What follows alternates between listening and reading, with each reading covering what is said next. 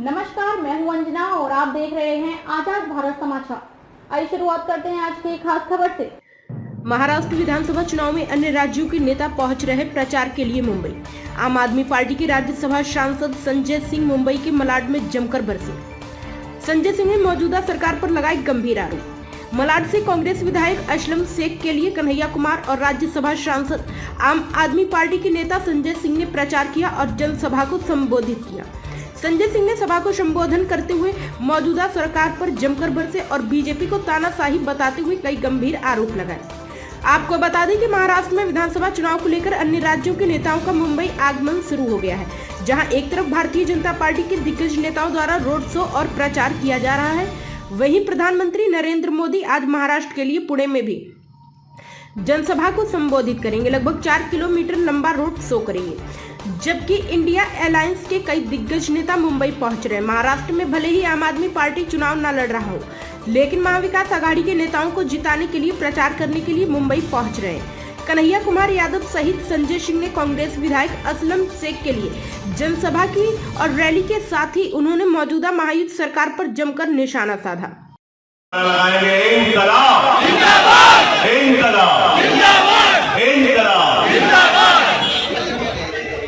मंच पे आसीन आपके लोकप्रिय विधायक असलम शेख जी, यहाँ पर मौजूद हमारे साथी रोबेन, संदीप भाई,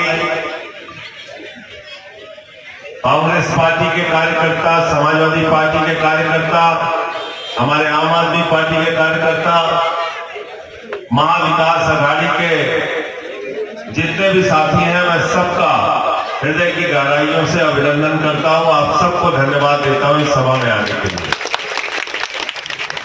साथियों और दोस्तों, महाराष्ट्र का चुनाव क्यों आज पूरी दुनिया इसकी ओर देख रही है?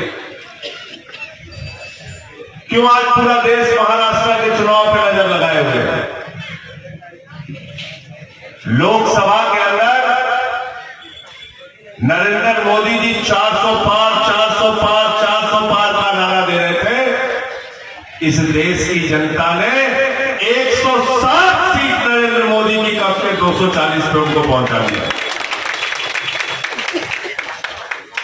और क्या सोच रहे थे? सोच रहे थे काम नहीं करेंगे, देश के अंदर धार्मिक उन्माद पैदा करेंगे, हिंदू को मुसलमान से लड़ाएंगे, सिख ईसाई में बंटवारा करेंगे, इस देश को नफरत की बुनियाद पर आगे बढ़ाएंगे और वोट लेके 400 सीट पाएंगे। यही ख्वाब देखा था नरेंद्र मोदी ने, यही ख्वाब देखा था भारतीय जनता पार्टी ने। राम के भरोसे चुनाव लड़ रहे थे, लेकिन प्रभु श्री राम ने कहा कि हम बेईमानों को, भ्रष्टाचारियों को, झूठ बोलने वालों को, देश को धोखा देने वालों को माफ नहीं करेंगे। झूठ बोलते हैं कि नहीं बोलते हैं? प्रधानमंत्री जी बताओ, बोलते हैं कि नहीं बोलते? मैं अपने मोदी जी के बारे में एक चीज कहता हूं, मोदी जी के अंदर कोई हुनर हो ना हो, गंजे को भी कंघी बेचना जानते। जानते नहीं जानते? बताओ, जानते कि नहीं जानते? कहने लगे नौजवानों वोट दे दो, 2 करोड़ नौकरी हर साल दे देंगे। 20 करोड़ नौकरी मिल गई क्या 10 साल में? मिल गई क्या? फिर बोले इतना काला धन लाएंगे, इतना काला धन लाएंगे, जहाज में भर भर के लाएंगे, बैलगाड़ी से लाएंगे, रिक्शे पे लाद के लाएंगे, खूब काला धन लाएंगे, स्विट्जरलैंड की बैंक से लाएंगे और हर आदमी के खाते में कितना जमा कर देंगे? कोई याद है? कोई भूला नहीं? असलम भाई, आपके यहां भी पैसा नहीं आया? आया क्या? आया? सबसे ज्यादा नाराज लालू जी थे। कह रहे थे हमारे 7 बेटा बेटी, हम और राबड़ी, सबसे ज्यादा पैसा हमारा आना था, 1 रुपया नहीं। 15 लाख के नाम पे झूठ बोला। फिर कहने लगे किसानों की आमदनी 2 गुना कर देंगे, उनको झूठ बोला। फिर कहने लगे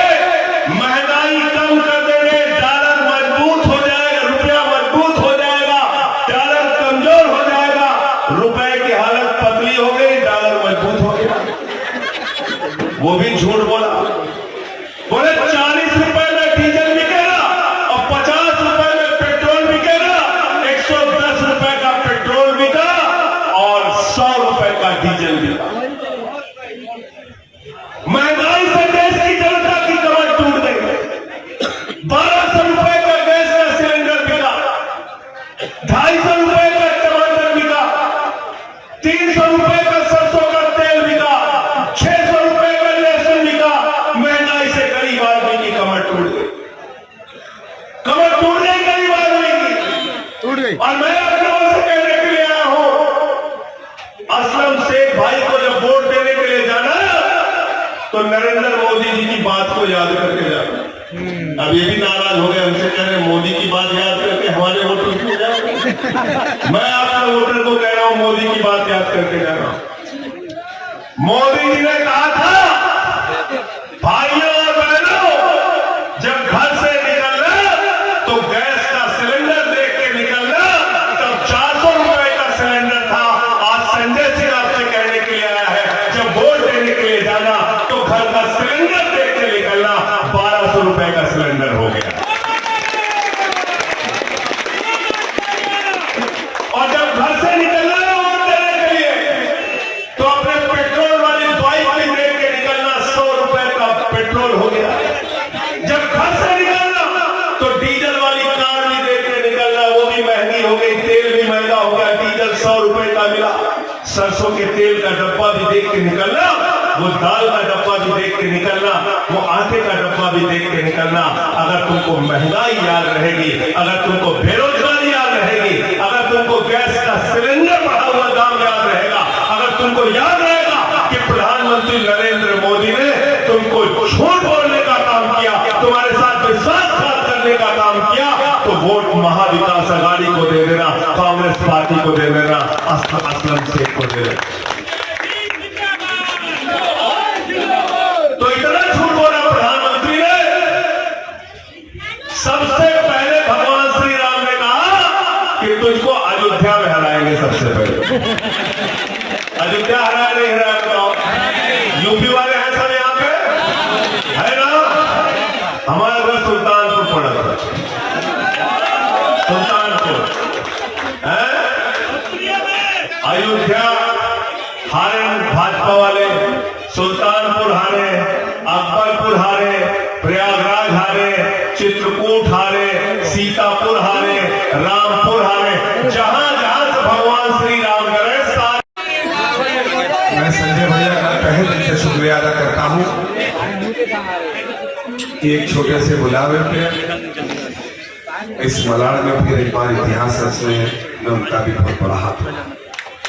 मंच पर उपस्थित हमारे सभी पार्टी के कार्यकर्ता, सिपाही, नीचे बैठे हुए मेरे तमाम रातौड़ी के जनता, बहनें, माताएं, नौजवान साथियों, आज मलाड़ में जो है 2 सभा है। एक कॉर्नर सभा, जो कॉर्नर सभा है उसका फोटो देख लो, और आज देवेंद्र जी की भी सभा है इसी मलाड़ में। आप जाके जरा वहां का देखो तो आपको पूरे मुंबई से आए हुए आदमी दिखेंगे, और इस सभा में सिर्फ और सिर्फ इस रातौड़ी के लोग हैं। ये परिस्थिति है भारतीय जनता पार्टी के कैंडिडेट की, ये परिस्थिति है।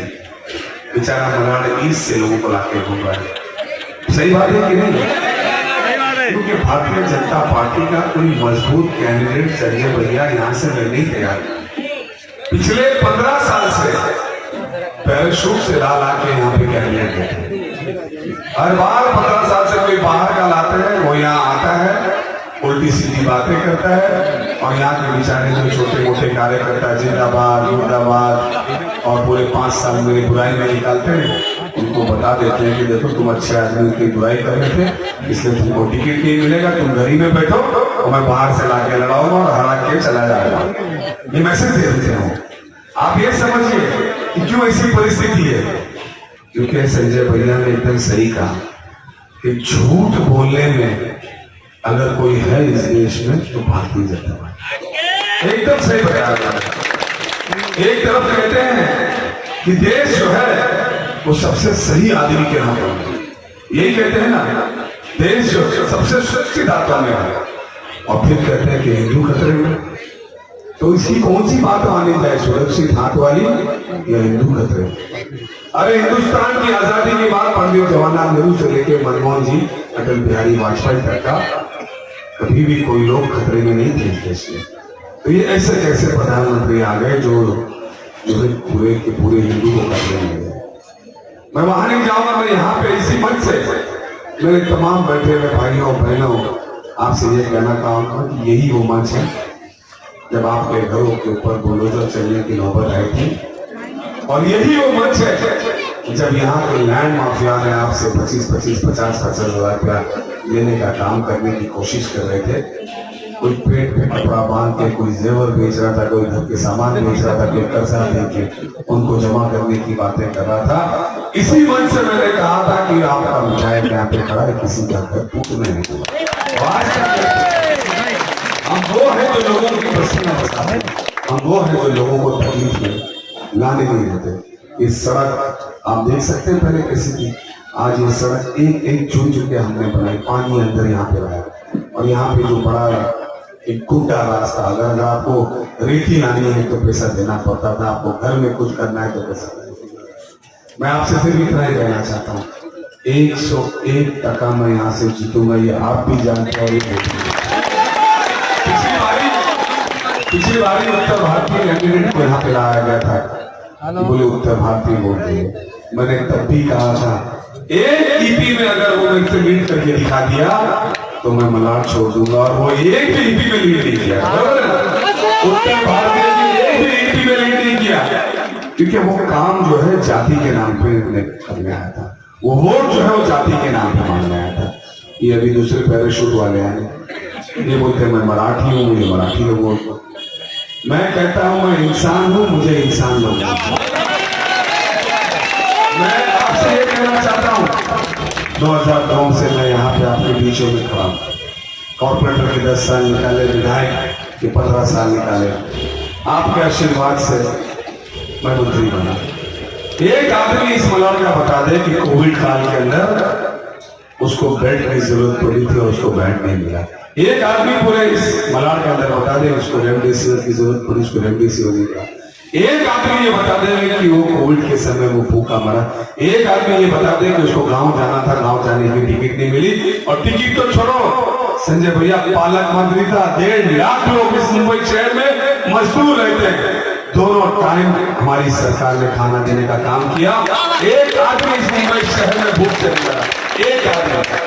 और जब हमने यहाँ से ट्रेनें भर भर के भेजी तो आधा पैसा भी दिया मोदी जी ने।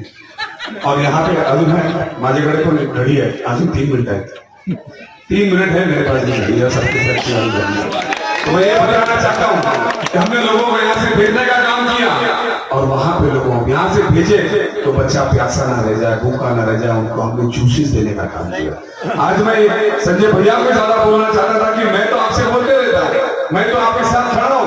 मैं सिर्फ ये कहना चाहता हूँ कि ये इंसान जो यहाँ पे राजनीति करने आया, उसने हिंदू के बच्चों को भी जेल दिखाया, मुसलमान के बच्चों को भी जेल। रहता कहाँ है, त्योहार मनाने कहाँ आता है? आज 2500 साल से सारे त्योहार इस मलाड के अंदर एक दूसरे के साथ कंधे से कंधा मिलकर मनाए, चाहे अम्बेडकर जयंती हो, चाहे गणपति बप्पा का त्योहार हो, चाहे ईद मिलादुन्नबी हो, चाहे वाहेगुरु की रैली हो, हर त्योहार हमने एक दूसरे के साथ मिलाया। और इन्होंने है इस तरीके से आके यहाँ पे नफरत फैलाने का काम किया। आप लोगों को मैं सिर्फ इतना ही कहना चाहूंगा, क्योंकि ये चुनाव तो मैं लड़ ही नहीं रहा हूँ, ये चुनाव तो जनता लड़ रही है। मैं तो जब जहां जाता हूँ, इससे पहले मैं बोलने जाके आया, वहां भी कॉर्नर मीटिंग थी, करीबन 2 से 2,500 लोग थे। और आज यहाँ भी देख रहे हैं, ये कॉर्नर मीटिंग थी। वीरेंद्र चौधरी हमारा नगर सेवक के बोले भैया हमारे एरिया में ले लो।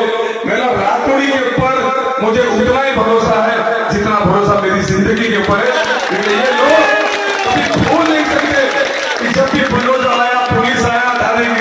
खबरों में अब तक के लिए बस इतना ही, फिर होगी आपसे मुलाकात ऐसी एक खास खबर के साथ। तब तक के लिए नमस्कार और देखते रहिए